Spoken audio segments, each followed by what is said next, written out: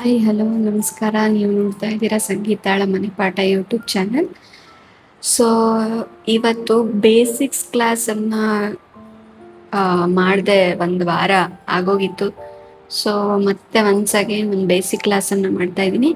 ಇವತ್ತಿನ ಬೇಸಿಕ್ಸ್ ಕ್ಲಾಸಲ್ಲಿ actually last ಕ್ಲಾಸಲ್ಲಿ ನಾನು ಜಾಮಿಟ್ರಿನ ತಿಳ್ಕೊಬೇಕು ಅಂತ ಹೇಳಿದ್ರೆ ಅದಕ್ಕೇನೆಲ್ಲ ಬೇಕಾಗತ್ತೆ, ಬೇಸಿಕ್ ನಾಲೆಡ್ಜ್ ಅನ್ನೋದ್ರ ಬಗ್ಗೆ ಹೇಳಿದ್ದೆ.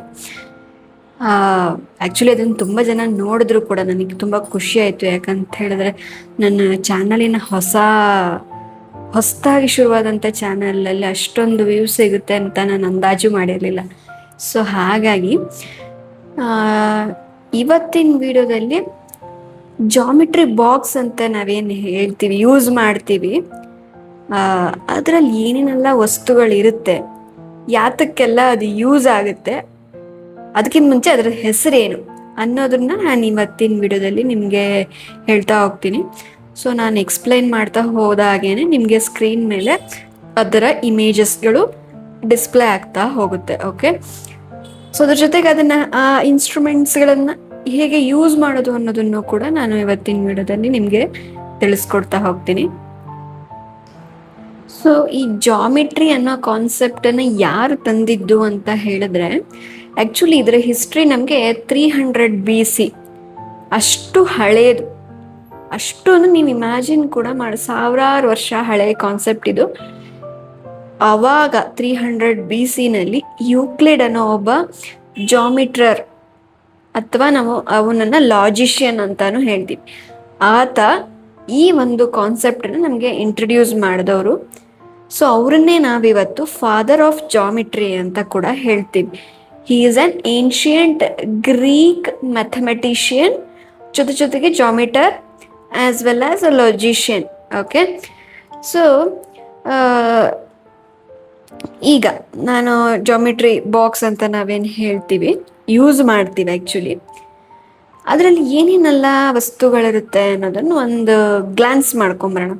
ಓಕೆ, ಸೊ ಫಸ್ಟು ನಿಮಗೆ ಸ್ಕೇಲನ್ನು ನೋಡೋಕ್ಕೆ ಸಿಗುತ್ತೆ. Scale, pencil, rubber, eraser, sharpener, ಅದೇ ರೀತಿ ಕಂಪಾಸ್, ಡಿವೈಡರ್, ಪ್ರೊಟ್ರಾಕ್ಟರ್, ಇನ್ನೊಂದು ಟ್ರಯಾಂಗಲ್ ಶೇಪಲ್ಲಿ ಇರುತ್ತಲ್ವಾ, ಅದನ್ನು ನಾವು ಸೆಟ್ ಸ್ಕ್ವೇರ್ ಅಂತ ಹೇಳ್ತೀವಿ. ಇನ್ನು ಡಿಟೇಲಾಗಿ ಹೇಳ್ತಾ ಹೋಗ್ತೀನಿ. ಯಾವುದಾದ್ರೂ ಯೂಸ್, ಪೆನ್ಸಿಲ್, ರಬ್ಬರ್ ಏನಕ್ಕೆ ಕೊಟ್ಟಿರ್ತಾರೆ ಅಂತ ಹೇಳಿದ್ರೆ, ಯೂಶ್ವಲಿ ನೀವು ಡಯಾಗ್ರಾಮನ್ನು ಬಿಡಿಸ್ಬೇಕಾದ್ರೆ ಪೆನ್ಸಿಲಲ್ಲೇ ಬಿಡಿಸಿ ಅಂತ ಹೇಳ್ಬಿಟ್ಟು. ಓಕೆ, ಅಲ್ಲೇ ನಿಮಗೆ ಹಿಂಟ್ ಇದೆ, ಯಾವತ್ತೂ ಕೂಡ ನಾವು ಡಯಾಗ್ರಾಮನ್ನು ಪೆನ್ನಲ್ಲಿ ಬಿಡಿಸ್ಬಾರ್ದು. ಓಕೆ, ಸೊ ಒಂದು ಸಿಂಪಲ್ ಲಾಜಿಕ್ ಹೇಳೋದಾದರೆ ಯಾಕೆ ಬಿಡಿಸ್ಬಾರ್ದು ಅನ್ನೋದಕ್ಕೆ, ಸೊ ನಿಮಗೆ ಜಾಗ ತಿನ್ನುತ್ತೆ. ಒಂದು, ನೀವು ಎಷ್ಟು ಸರಿ ತಪ್ಪು ಬರೋದು, ಎಷ್ಟು ಸರಿ ಕಾಟ್ ಹಾಕ್ತೀರಾ, ಅಷ್ಟು ಸ್ಪೇಸ್ ವೇಸ್ಟ್ ಆಗುತ್ತೆ ನಿಮ್ಮ ನೋಟ್ಬುಕ್ನ. ಇದು ಮೇ ಬಿ ಒಂದು ಲಾಜಿಕ್ ಇರ್ಬೋದೇನೋ, ನನಗೂ ಗೊತ್ತಿಲ್ಲ. ಯಾಕಂತ ಹೇಳಿದ್ರೆ ನಾನು ಎಲ್ಲೂ ಕೇಳಿಲ್ಲ ಯಾಕೆ ಡಯಾಗ್ರಾಮನ್ನು ಪೆನ್ಸಿಲಲ್ಲೇ ಬರಿಬೇಕು. ಸೊ ಇದು ನನ್ನ ಥಾಟ್, ಇದು ಇರ್ಬೋದೇನೋ ಅಂತ ಹೇಳ್ಬಿಟ್ಟು. ಸೊ ಹಾಗೆ ಫಸ್ಟು ಪೆನ್ಸಿಲ್, ಎರೇಸರ್, ಶಾರ್ಪ್ನರ್ ಏನಕ್ಕೆ ಯೂಸ್ ಮಾಡ್ತೀವಿ ಅಂತ ಗೊತ್ತೇ ಇದೆ, ಅದನ್ನು ಮತ್ತೆ ನಾನು ಹೇಳಕ್ಕೆ ಹೋಗಲ್ಲ. ಸೊ ಇದರಲ್ಲಿ ಸ್ಕೇಲನ್ನು ನಾವು ರೂಲರ್ ಅಂತಾನು ಹೇಳ್ತೀವಿ. ರೂಲರ್ ಅಂತಾನು ಹೇಳ್ತೀವಿ. ಸೊ ಇದೆಲ್ಲ ಸ್ವಲ್ಪ ಬ್ರಿಟಿಷ್ ವರ್ಡ್ಸ್ ಆಗಿರುತ್ತೆ, ರೂಲರ್ ಅಂತ ಯೂಸ್ ಮಾಡೋದು. ನಾವು ಇತ್ತೀಚಿನ ಮಾಡ್ರನ್ ಇಂಗ್ಲೀಷಲ್ಲಿ ನಾವು ಸ್ಕೇಲ್ ಅಂತ ಅದರಲ್ಲಿ ಎಸ್ಪೆಷಲಿ ನಾವು ಇಂಡಿಯನ್ ಇಂಗ್ಲೀಷಲ್ಲಿ ಸ್ಕೇಲ್ ಅಂತ ಬಳಸ್ಕೊತೀವಿ. ಸೊ ಈ ಸ್ಕೇಲಲ್ಲಿ ಹೇಗೆ ಇದನ್ನು ನೋಡೋದು ಅಂತ ಹೇಳಿದ್ರೆ, ಯೂಶ್ವಲಿ ನಿಮ್ಮ ಜಾಮಿಟ್ರಿ ಬಾಕ್ಸ್ನಲ್ಲಿರುವಂಥ ಸ್ಕೇಲಲ್ಲಿ ಅರೌಂಡ್ 15 ಸೆಂಟಿಮೀಟರ್ವರೆಗೆ ಇರುತ್ತೆ. ಆಯಿತಾ, ನೀವು ನೋಡ್ತಾ ಇರೋ ಹಾಗೆ 15 ಸೆಂಟಿಮೀಟರ್ ಇದೆ. ಈ 15 ಸೆಂಟಿಮೀಟರ್, 1 ಸೆಂಟಿಮೀಟರ್ಗೂ ಇನ್ನೊಂದು ಸೆಂಟಿಮೀಟರ್ಗೂ ಮಧ್ಯ ನಿಮಗೆ 10 ಲೈನ್ ಎಕ್ಸಿಸ್ಟ್ ಆಗುತ್ತೆ. Okay, 10 line exist. ಆ ಮಧ್ಯದ 10 ಲೈನ್ ಏನು ಹೇಳುತ್ತೆ ಅಂತ ಹೇಳಿದ್ರೆ ಮಿಲಿಮೀಟರನ್ನು ರೆಪ್ರೆಸೆಂಟ್ ಮಾಡ್ತಾ ಹೋಗ್ತಾರೆ. ನಿಮಗೆ ಮೆಷರ್ಮೆಂಟ್ಸ್ ಬಗ್ಗೆ ನಾಲೆಡ್ಜ್ ಇರುತ್ತೆ ಇಷ್ಟಲ್ಲ ಆಲ್ರೆಡಿ. ಇರಲಿಲ್ಲ ಅಂದರೆ stay tune to my channel, ನಾನು ನೆಕ್ಸ್ಟ್ ನಿಮ್ಗೆ ಹೇಳ್ತೀನಿ. ಸೊ ಮಿಲಿಮೀಟರ್ ಆಗಿರುತ್ತೆ. ಸೆಂಟಿಮೀಟ್ರಿಂದ 1 ಸೆಂಟಿಮೀಟರ್ ಇನ್ನೊಂದು ಸೆಂಟಿಮೀಟರ್ ಮಧ್ಯೆ ನಾನು ಏನು 10 ಗೆರೆಗಳಿರುತ್ತೆ ಅಂತ ಹೇಳಿದ್ನೋ ಆ ಒಂದೊಂದು ಗೆರೆನೂ 1 ಮಿಲಿಮೀಟರ್ 2 ಮಿಲಿಮೀಟರ್ ಹೇಳ್ತಾ ಹೋಗುತ್ತೆ. ನಿಮ್ಗೆ ಅದು ಅರ್ಥ ಆಗಿಲ್ಲ ಅಂತ ಹೇಳಿದ್ರೆ 0.1 ಸೆಂಟಿಮೀಟರ್ 0.2 ಸೆಂಟಿಮೀಟರ್ ಈ ಥರ ಅದನ್ನು ಓದ್ತಾ ಹೋಗ್ಬೇಕಾಗುತ್ತೆ. ಓಕೆ, ಸೊ ಅದೇ ರೀತಿ ನೆಕ್ಸ್ಟ್ ನೀವು ಯೂಸ್ ಮಾಡೋದು, ಫಸ್ಟ್ ಸ್ಕೇಲನ್ನು ಯೂಸ್ ಮಾಡ್ತೀರ. ಸೊ ಹೇಗೆ ಯೂಸ್ ಮಾಡೋದು ಅನ್ನೋ ನಿಮಗೆ ಗೊತ್ತಾಗೇ ಆಗುತ್ತೆ, ಅಫ್ಕೋರ್ಸ್ ಗೊತ್ತಾಗುತ್ತೆ. ಯಾಕೆಂತ ಹೇಳಿದ್ರೆ ಗೆರೆ ಎಳಿಬೇಕಾದ್ರೆ ನಿಮ್ಗೆ ಎಷ್ಟು ಸೆಂಟಿಮೀಟರ್ ಬೇಕು 0ಇಂದಾನೇ ಸ್ಟಾರ್ಟ್ ಮಾಡ್ತೀರಾ. ಆ್ಯಕ್ಚುಲಿ ನಿಮ್ಮ ಸ್ಕೇಲಲ್ಲಿ 0 ಸ್ವಲ್ಪ ಸ್ಪೇಸ್ ಇರುತ್ತೆ ಸ್ಕೇಲಲ್ಲಿ. ನಿಮಗೆ ತುಂಬ ಶಾರ್ಪ್ ಪಾಯಿಂಟಲ್ಲೇ 0 ಇರಲ್ಲ, ಚೂರು ಸ್ಪೇಸ್ ಕೊಟ್ಬಿಟ್ಟು 0 ಕೊಟ್ಟಿರ್ತಾರೆ. ಸೊ ಅಲ್ಲಿಂದಾನೇ ಸ್ಟಾರ್ಟ್ ಮಾಡಬೇಕು. ನಿಮ್ಗೆ ಎಷ್ಟು ಸೆಂಟಿಮೀಟರ್ ರಿಕ್ವೈರ್ಡ್ ಇದೆಯೋ ಅಷ್ಟು ತಗೊಳ್ತಾ ಹೋಗ್ತೀರಾ ಹಾಗೆ. ಸೊ ನೆಕ್ಸ್ಟ್ ನಿಮಗೆ ಯೂಸ್ ಮಾಡೋದಕ್ಕೆ ಹೇಳ್ಕೊಡೋದೇನೆ ಕಂಪಾಸ್ ಮತ್ತು ಡಿವೈಡರ್. ಸೊ ಕಂಪಾಸ್ ಮತ್ತು ಡಿವೈಡರ್ ಹೇಗೆ ಯೂಸ್ ಆಗುತ್ತೆ, ಫಸ್ಟು ನಾನು ಡಿವೈಡರ್ ಹೇಳ್ಬಿಡ್ತೀನಿ. ಯಾಕೆ ಅಂತ ಹೇಳಿದ್ರೆ ಡಿವೈಡರ್ ಸ್ಕೇಲು ಸ್ವಲ್ಪ ರಿಲೇಟೆಡ್ ಅಂತ ಹೇಳ್ಬೋದು. ಡಿವೈಡರ್ನು ಕೂಡ ನಾವು ಆಲ್ರೆಡಿ ಎಕ್ಸಿಸ್ಟ್ ಆಗಿರೋ ಲೈನನ್ನು ಅಳೆದ್ಬಿಟ್ಟು ಸ್ಕೇಲಲ್ಲಿ ಇಡ್ತೀವಿ, ಸ್ಕೇಲ್ ಮೇಲೆ ಮೆಷರ್ ಮಾಡ್ತೀವಿ ಇಟ್ಬಿಟ್ಟು. ಸೊ ಆ ಪರ್ಟಿಕ್ಯುಲರ್ ಲೈನಿನ ಲೆಂತ್ ಎಷ್ಟಿದೆ ಅನ್ನೋದನ್ನ ಡಿವೈಡರ್ ಮೂಲಕನೂ ನಾವು ನೋಡ್ಬೋದು. ಓಕೆ, ಸೊ ಡಿವೈಡರ್ದು ಇದೊಂದು ಕೆಲಸ. ನೆಕ್ಸ್ಟ್ ಬರೋದೇ ಆ್ಯಕ್ಚುಲಿ ನಮಗೆ ಡಿವೈಡರಿಂದ ಅಷ್ಟು ಕೆಲಸ ಇರಲ್ಲ. ಏನಕ್ಕೆ ಯೂಸ್ ಮಾಡ್ತೀವಿ ಅಂತ ಹೇಳ್ಬಿಟ್ಟು ಅದನ್ನು ಥಿಯರಿಗೆ ಬಿಟ್ಬಿಡ್ತಿದ್ದೀವಿ ಅಷ್ಟೇ. ಸೊ ಎಲ್ಲೋ ಒಂದು ಕಡೆ ಫಿಲ್ ದ ಬ್ಲ್ಯಾಂಕ್ಸಲ್ಲಿ ಬಂದಾಗ ಬರಿತೀವಿ, ಅದ್ರ ಯೂಸೇಜ್ ಕಡಿಮೆ, ಬಟ್ ಸ್ಟಿಲ್ ಅದು ಎಕ್ಸಿಸ್ಟ್ ಆಗಿರುತ್ತೆ, ನಮಗೆ ಬೇಕು. ಸೊ ನಿಮಗೆ ಸ್ಕೇಲ್ಗಿಂತ ಅದನ್ನ ಯೂಸ್ ಮಾಡ್ತಾ ಹೋದರೆ ಡಿವೈಡರೇ ತುಂಬ ಅಕ್ಯುರಸಿಯಿಂದ ನಿಮಗೆ ಮೆಜರ್ಮೆಂಟ್ಸ್ನ ಕೊಡುತ್ತೆ ಅಂತಲೂ ಇದೆ. ಓಕೆ, ಥಿಯರಿನಲ್ಲಿದೆ. ಸೊ ಅದೇ ರೀತಿ ನೆಕ್ಸ್ಟ್ ಬಂದ್ಬಿಟ್ಟು ಕಂಪಾಸನ್ನು ಯೂಶಲಿ ನಾವು ಏನಕ್ಕೆ ಯೂಸ್ ಮಾಡ್ತೀವಿ, ಸರ್ಕಲ್ ಡ್ರಾ ಮಾಡೋದಕ್ಕೆ ಯೂಸ್ ಮಾಡ್ತೀವಿ. ಸೊ ಅದರಲ್ಲಿ ಹೋಲ್ ಇದೆ ಅಲ್ವಾ, ನೀವು ನೋಡ್ತಾ ಇದ್ದೀರಾ ಹೋಲ್ ಇದೆ. ಆ ಹೋಲ್ ಒಳಗಡೆ ಪೆನ್ಸಿಲ್ನ ಹಾಕ್ಬಿಟ್ಟು ಅದಕ್ಕೆ ಸ್ಕ್ರೂ ಇರುತ್ತೆ, ಸ್ಕ್ರೂನ ನೀವು ಟೈಟ್ ಮಾಡಬೇಕಾಗುತ್ತೆ.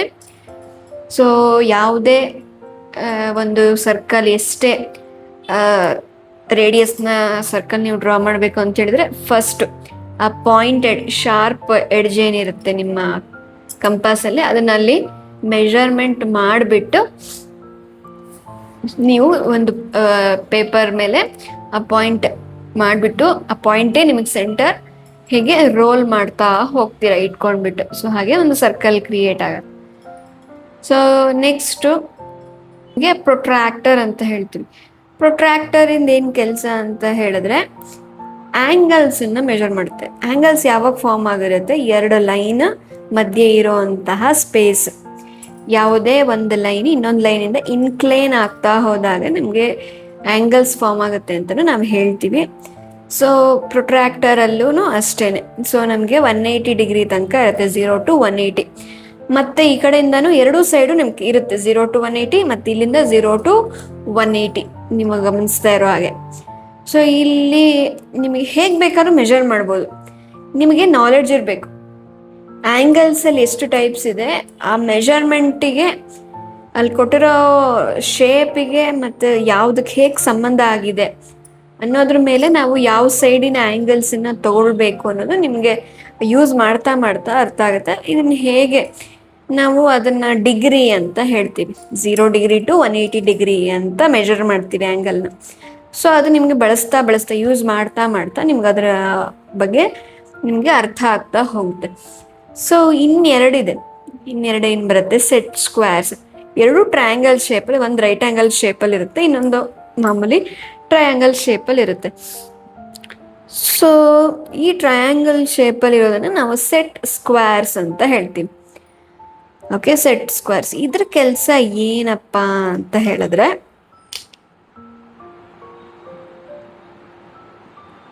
ನೀವು ಸೆಟ್ ಸ್ಕ್ವೇರಲ್ಲಿ ನಾನು ಹೇಳಿದಾಗ ಒಂದು ರೈಟ್ ಆ್ಯಂಗಲ್ ಶೇಪಲ್ಲಿ ಇರುತ್ತೆ ಅಂತ ಹೇಳಿದ್ರೆ, ಇನ್ನೊಂದು 2 ಕೂಡ ರೈಟ್ ಆ್ಯಂಗಲ್ ಶೇಪಲ್ಲೇ ಇರುತ್ತೆ, ಅದರ ಮೆಜರ್ಮೆಂಟ್ಸ್ ಮಾತ್ರ ಡಿಫ್ರೆನ್ಸ್ ಇರುತ್ತೆ. ಸೊ ನಿಮಗೆ ಇಲ್ಲಿ ತುಂಬ ಸ್ಪೆಸಿಫಿಕ್ ಆಗಿ ಡ್ರಾ ಮಾಡೋದಕ್ಕೆ ಸೆಟ್ ಸ್ಕ್ವೇರ್ಸ್ನ ಯೂಸ್ ಮಾಡ್ತೀವಿ. ಸ್ಪೆಸಿಫಿಕ್ ಆ್ಯಂಗಲ್ಸ್, ಕಾಮನ್ ಆ್ಯಂಗಲ್ಸ್ ಅಂತಲೂ ಬರುತ್ತೆ, 0, 90 ಡಿಗ್ರಿ, ಓಕೆ, 60 ಡಿಗ್ರಿ ಮತ್ತು 30 ಡಿಗ್ರಿ. ಇದು 3 ಕಾಮನ್ ಆಗಿ ನಾವು ಯೂಸ್ ಮಾಡೋವಂತಹ ಆ್ಯಂಗಲ್ಸ್ಗಳು. ಆ್ಯಂಗಲ್ಸ್ ಬಗ್ಗೆ ನೀವು ಪ್ರಾಬ್ಲಮ್ಸ್ನೆಲ್ಲ ಸಾಲ್ವ್ ಮಾಡ್ತಾ ನಿಮ್ಗೆ ಅರ್ಥ ಆಗ್ತಾ ಹೋಗುತ್ತೆ ಹೇಗೆ ಇದು ಅಂತ ಹೇಳ್ಬಿಟ್ಟು. ಸೊ ಅದನ್ನೆಲ್ಲ ಡ್ರಾ ಮಾಡೋದಕ್ಕೆ ಈ ಸೆಟ್ ಸ್ಕ್ವೇರ್ಸ್ ಯೂಸ್ ಆಗುತ್ತೆ. ಅದೇ ರೀತಿ ತುಂಬ ಏನು ಅಕ್ಯುರೆಸಿಯಿಂದ ಪ್ರಿಸೈಸ್ ಲೈನ್ಸ್ನ ಡ್ರಾ ಮಾಡೋದಕ್ಕೆ, ವರ್ಟಿಕಲ್, ಹಾರಿಜಾಂಟಲ್ ಇರ್ಬೋದು ಅಥವಾ ಡಯಾಗ್ನಲ್ ಲೈನ್ಸ್ ಇರ್ಬೋದು, ಹೇಳಿದ್ರೆ ಟ್ರಯಾಂಗಲ್ಗೆ ರಿಲೇಟ್ ಆಗಿರೋಂತಹ ಯಾವುದೇ ಪ್ರಿಸೈಸ್ ಲೈನ್ಸ್ ಅಥವಾ ಡಯಾಗ್ನಲ್ಸನ್ನು ಡ್ರಾ ಮಾಡೋದು ಅಂತಲೂ ನಾವು ಹೇಳ್ತಾ ಹೋಗ್ಬೋದು. So as the shape indicates, divider ಮತ್ತು ಸೆಟ್ ಸ್ಕ್ವೇರ್ ಇದರ ಯೂಸೇಜು ಸ್ವಲ್ಪ ಕಡಿಮೆನೆ. ನಾವು ತುಂಬ ಯೂಸ್ ಮಾಡೋದು ನಿಮ್ಮ ಜಾಮಿಟ್ರಿ ಬಾಕ್ಸಲ್ಲಿ ಅಂತ ಹೇಳಿದ್ರೆ ಸ್ಕೇಲ್ ಮತ್ತು ಕಂಪಾಸ್, ಪ್ರೊಟ್ರಾಕ್ಟರ್, ಇದಿಷ್ಟು ತುಂಬ ಯೂಸ್ ಆಗುತ್ತೆ. ಇನ್ನು ಉಳುಕಿದ್ದು ಯಾವುದು ನಿಮ್ಗೆ ಅಷ್ಟು ಯೂಸ್ ಆಗಲ್ಲ. ಜಸ್ಟ್ ಅದರ ಯಾಕೆ ಅಂತ ಹೇಳಿದ್ರೆ ನಮ್ಮ ಸಿಲೆಬಸ್ಸೇ ಆಗಿದೆ ಅಂತ ಅನ್ಸುತ್ತೆ. ಅದನ್ನು ಯೂಸ್ ಮಾಡಿ ಇಂಥದ್ದನ್ನು ಡ್ರಾ ಮಾಡಿ ಅನ್ನೋದೆಲ್ಲೂ ಇಲ್ಲ. ಸೊ ಇತ್ತೀಚಿನ ಸಿಲೆಬಸ್ ಚೇಂಜ್ ಆಗ್ತಾ ಆಗ್ತಾ, ರಿವೈಸ್ ಆಗ್ತಾ ಆಗ್ತಾ ಹೇಗಾಗಿದೆ ಅಂತ ಹೇಳಿದ್ರೆ, ನಾನು ಓದ್ತಾ ಇರಬೇಕಾದ್ರೆ ತುಂಬ ಎಕ್ಸೈಟಿಂಗ್ ಆಗಿ ಜಾಮಿಟ್ರಿಯ ಡಯಾಗ್ರಾಮ್ಸನ್ನು ಕನ್ಸ್ಟ್ರಕ್ಟ್ ಮಾಡ್ತಾ ಇದ್ರು. ಇವತ್ತಿನ ರಿವೈಸ್ಡ್ ಸಿಲೆಬಸ್ಸಲ್ಲಿ ಕನ್ಸ್ಟ್ರಕ್ಷನ್ನೇ ತೆಗೆದುಬಿಟ್ಟಿದ್ದಾರೆ. Construction is a very interesting topic in the mathematics, ಹಾಗಾಗ್ಬಿಟ್ಟಿದೆ. ಸೊ ಐ ಹೋಪ್ ಅದನ್ನು ಮತ್ತೆ ತೊಗೊಂಬರಲಿ, ಯಾಕೆಂದರೆ ಅದು ಮಾರ್ಕ್ಸ್ ಸೆಕ್ಯೂರಿಂಗ್ ಕೂಡ ಆಗಿರುತ್ತೆ. ಸೊ ಅದ್ರ ದೃಷ್ಟಿಯಿಂದ ಹೇಳ್ತಾ ಇದ್ದೀನಿ. ಸೊ ಜಾಮಿಟ್ರಿ ಬಾಕ್ಸಲ್ಲಿ ಇದೆಲ್ಲ ಐಟಮ್ಸ್ ಇರುತ್ತೆ. ಸೊ ನಿಮಗಿದು ಎಲ್ಲದರ ಹೆಸರು ಗೊತ್ತಿತ್ತು ಅಂತ ಹೇಳಿದ್ರೆ ಕಮೆಂಟ್ ಮಾಡಿ, ಗೊತ್ತಿಲ್ಲ ಅಂತ ಹೇಳಿದ್ರೂ ಕಮೆಂಟ್ ಮಾಡಿ. ಸೊ ನಿಮಗೆ ಈ ಇನ್ಫಾರ್ಮೇಷನ್ ತುಂಬ ಇನ್ಫಾರ್ಮೇಟಿವ್, ಯೂಸ್ಫುಲ್ ಅಂತ ಅನಿಸಿದ್ರೆ please share with the friends, family, especially kids in your family. Okay, thank you for watching the video.